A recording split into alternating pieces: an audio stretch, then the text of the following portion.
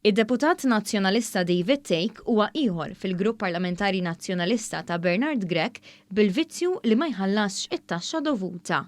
Fil-faċċata tal-Gazzetta The Times ġiet irrappurtata storja oħra bħal dik tal-Kap Nazzjonalista Bernard Grech li David Take għandu ftit aktar minn 270,000 euro VAT dovuta mhux imħallsa. It-Times irrappurtat li Take għandu kumpanija ta' telekomunikazzjoni bl-isem ta' Vanilla Telecoms. Id-Deputat Nazzjonalisti huwa chairperson u l-unika shareholder tal-kumpanija bbażata f'Santa Venera u li skont records online tħaddem mal-10 persuni.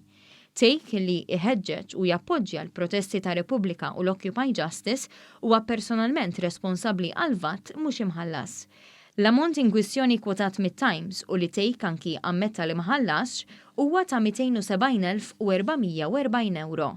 Skont it-Times mal-ftit iżjed minn 233,500 euro huma VAT mhux imħallsa, filwaqt li l-kumplament huma interessi u multi akkumulati tal-li ma ħallasx mad-Dipartiment tat-Taxxi Interni.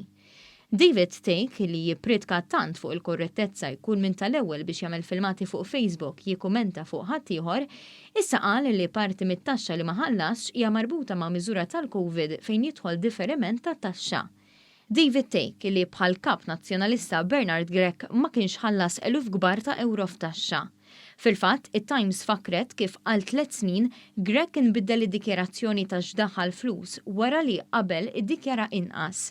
Il-kap tal-Oppożizzjoni qatt ma wieġeb b'mod ċar mistoqsijiet kbar ta' kif ħallas eluf ta' euro f'daqqa f'taxxa dovuta, snin wara li għamel snin ma jonorax l-obbligi fiskali tiegħu.